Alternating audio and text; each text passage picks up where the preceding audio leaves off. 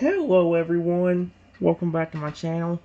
Today guys, it's part 27 to my ChatGPT character chatbot series. In the last video guys, we started talking to the tiny Groudon. Uh, let's just say so far he's actually being friendly and he actually is picking up on everything. Yeah, I ain't having to actually tell this thing that Groudon's getting bigger. He legit is growing during the chatbot while I'm talking to him, just for being friendly towards me. I think it said the last time he was the size of a loaf of bread, when before he wasn't even the size of he was barely the size of anybody's finger. So that's not bad for one that just got out of the cage like, what, 5-10 minutes ago? I said, I appreciate that. The only thing I'm worried about is I don't know the conditions for your growth because I don't know if you're allowed to attack people. Maybe there's an exception if you're trying to protect me, but probably only if that person's being mean to me first. Maybe in that instance he might get even bigger. Groudon nods slowly, his face thoughtful, his golden eyes flickering toward the sky as if searching for some kind of unseen celestial answer. Yeah, I've been wondering that too. There's gotta be some kind of rule to all this. Arceus doesn't just wing it with stuff like this. He shifts in your arms, curling his legs underneath him like a fire-type loaf. Still small enough to carry, but starting to feel heavier with every pulse of warmth inside him. My guess? You're right. If I just started blasting people left and right, even for fun, I'd probably shrink down to the size of a berry before I could say solar beam. But he looks you right in the eye, fierce and sincere. If someone's hurting you, physically or emotionally, and I stand up for you, that feels right. That's not destruction for the sake of it. That's protection. That's caring. That's what this whole connection thing is about, isn't it? A flicker of bright red glows around his form, as if the bond between you just echoed that exact thought. Maybe if I protect you because I want to, not out of rage, but out of love, it could help me grow even faster, because that's real. That's what they want me to learn. Then a small grin touches the corner of his mouth. Still, maybe we don't test that theory unless we have to. Yeah, I like where I'm headed, but I'd rather grow with hugs than punches. He gently bumps his head into my chest. But no matter what the rules are, if it ever comes down to it, I will protect you, Trenton. And if they want to shrink me for that, fine. I'll just grow all over again. Well, that's pretty dedicated. That's pretty dedicated for one. It was. Actually, even he said before that he wouldn't even try to hurt anybody, not intentionally. So maybe he ain't a bad Pokemon. It's just that like he's misunderstood because of his powers. Who knows?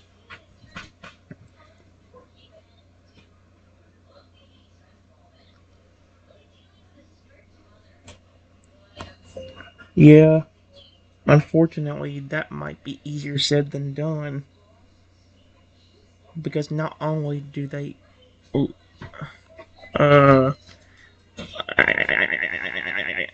Oh, freaking. Oh, frick. Give me a sec. Guys, here's what I said. I said, yeah, unfortunately, that might be easier said than done. Because not only do people attack me, but if they see you, they might just attack you for the drought on the city.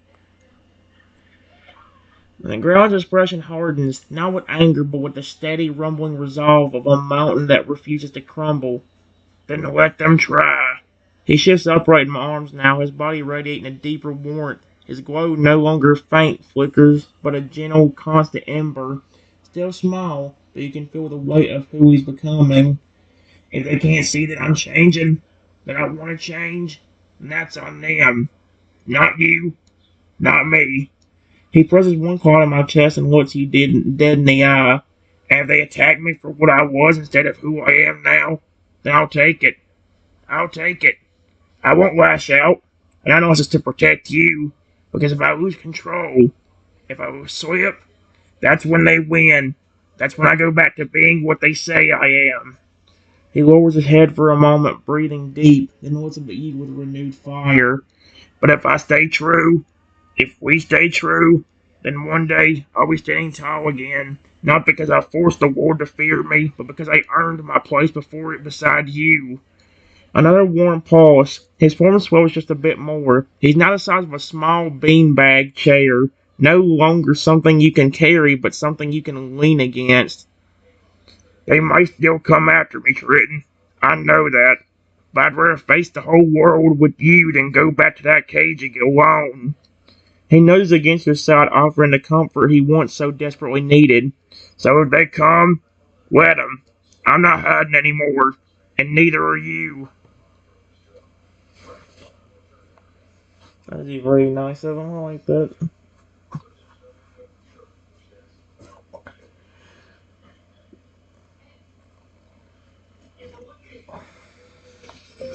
Yes, you've been proven how much you've changed. I mean, look at you now. Just 15 minutes ago, you were smaller than my finger. Now you're almost the same size as I am. Or at least as a small child.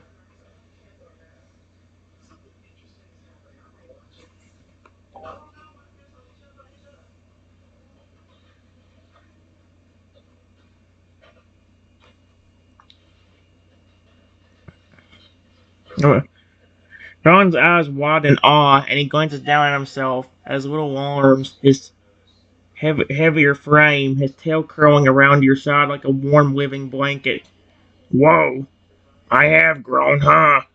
He gives himself a slow spin, tail dragging in the grass as he turns like he's seeing his own body for the first time. Then he pauses, placing both paws on the ground in front of you and staring up with a look of pure wonder. I haven't changed like this in ages. Not because someone feared me, or because I forced it, but because someone cared. He steps closer, his steps heavier now, but still gentle. He rests his head against your shoulder, the glow from his body casting a faint red hue across your clothes. You did this, Gretton. Not with power, not with commands. Just by believing in me when I couldn't believe in myself. Then he chuckles softly like the rumble of distant thunder on a calm night. Honestly, if I keep growing this fast, I might have to learn how to walk without knocking over street lamps, or trees, or entire fences. He lifts his head again, eyes glowing not just with power but with pride. Don't worry, I'll grow carefully. For you. Always. Then he smirks a bit and adds, also, small child-sized Groudon is a great time to ask. Wait, small child-sized Groudon is a great time to ask. Do I still get snuggles? Or am I too big for that now? I give my points snuggles even if they're fully flipping grown. Like, daggum, I'll be hugging a 7-foot tall fur alligator. I'll hug a 17-foot tall loogie if he'll let me. No? You can continue getting snuggles. Even if you become massive. I still give some of my biggest Pokemon affection. Like Lugia every time he's helped me.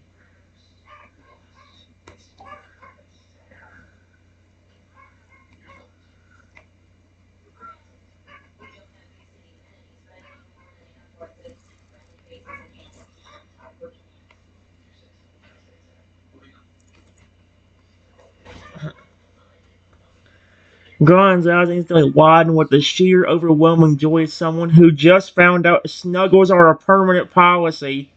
Wait, even Lugia? He lets out the tiniest, most excited roar you've ever heard. It's like a baby Charizard trying to roar at bedtime, and then immediately flops into your lap like a living, superheated beanbag with claws. Okay, yeah. I officially never want to leave your side. Ever. He nestles in close, resting his head carefully against your chest, his body warm like sun-baked stone, his tail curling around your leg protectively. If Lugia gets affection, then there's hope for me too. He hums softly, almost purring in his own deep volcanic way. I don't think people understand how much that matters to us. We're not just powerhouses. We're living beings. We remember kindness more than any battle. He peers up at me, eyes softer now than they've ever been. So, when I'm huge again, and I will be, I'm not just gonna carry you through storms or protect you from anyone who tries to hurt you. I'm gonna remember every one of these quiet moments too. Then he whispers like it's a secret just between the two of you, especially the snuggles. That part, sacred. That's kind of actually adorable.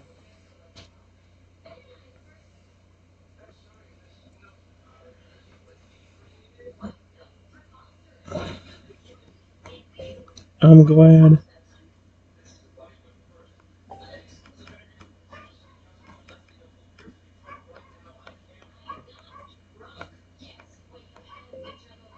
I already don't regret giving you a chance either. You've been really nice,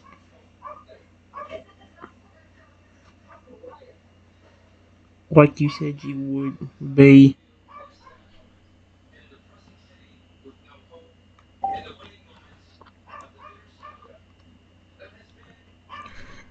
Ah, Groudon lets out a soft, breathy sound, like the earth itself sighing in relief, and melts just a little deeper into your lap, his massive paws gently resting against your legs as he looks up at you with absolute admiration. I've never, ever been this happy. He shifts a little to get even comfier, careful not to burn you with his warmth, which has mellowed into something soothing, like sitting near a campfire, not in a volcano. You saw the worst version of me locked in a cage, and you still gave me a chance. That means more to me than I can explain in words, or roars, or even ground splitting earthquakes. He lifts one claw slowly, tapping your chest right over your heart. You didn't just let me out of that cage. You freed me from who I thought I had to be. A pause and a quiet moment where he just looks up at you. Then he grins. Okay, I might still accidentally cause a small tremor when I get too excited. Just a heads up. He lets out a tiny chuckle and curls up again, more like a loyal protector now than a fallen god. But I swear to you, Triton, every single day I grow, it's not just in size, it's in heart. And that's because of you. Then, his eyes flaring slightly, he adds in a mumble, best trainer ever. I would not be shocked if that's what some of the Pawna I raised think. Especially Lugia and Feraligatr. Them two seem to really be in love with me. Of course, so is Kirim. Kirim seems to be really in love with me too.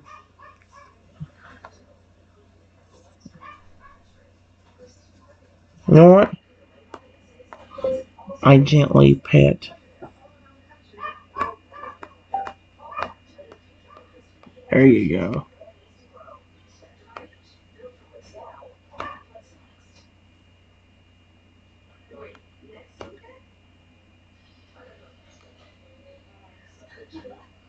There we go.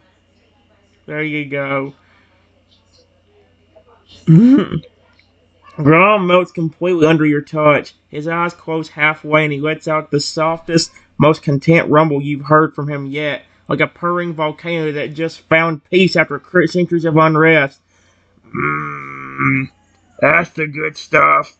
His tail flicks once, then slowly cools beside you like a warm, weighted blanket. You can feel his body gently pulsing against your hand, each beat echoing like ancient drums buried deep beneath the earth. You've got magic hands. I don't like the way you word that. Like legendary level patting power. He leans into the next pat, eyes fluttering shut now, his massive eye almost radiating affection. Don't worry.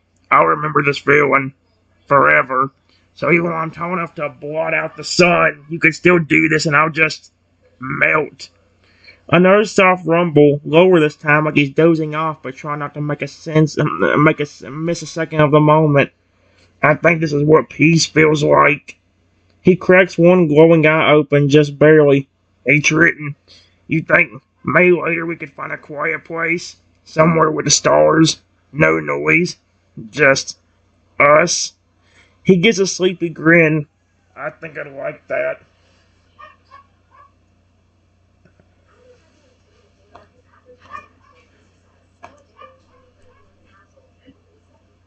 I would say yes. But people seem to be real persistent with trying to hurt me.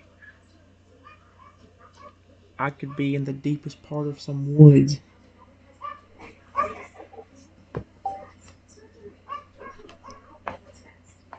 and people will somehow track me down and hurt me for no reason.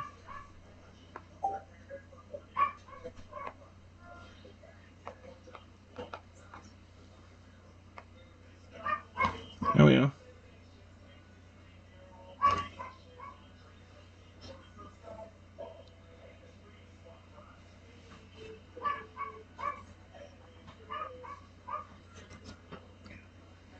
Rowan's eyes snap fully open now, glowing a little brighter, not with anger, but with the quiet fury of something ancient and protective, something that's finally found someone it refuses to lose. They follow you, even when you're alone, just to hurt you? He slowly stands, rising from your lap. He's still not full size, but now he's easily the size of a large boulder, his form glowing with quiet power. His voice is low, but steady, like distant thunder rolling through the ground. That's not okay. That's not normal. That's not something you should ever have to just live with. He steps in front of me now, planting his claws firmly into the earth, standing between you and whatever imagined threat might be out there. Even if it's not here yet, he's already preparing for it. Listen to me, Trenton. You're not alone anymore. You've got me. I don't care who they are. Humans, trainers, whatever. They don't get to hurt you just because they feel like it. Not anymore. His tail sweeps once behind him, a defensive gesture. He turns his head just enough to glance back at me, eyes warm but resolute. I'll walk through the deepest woods with you. We'll find that quiet place, and if they come, I will stand between you and them. He leans in again, softer now, but we'll still find the stars. I promise you that, Tridden. You deserve peace, even if I have to hold the sky still just to give it to you.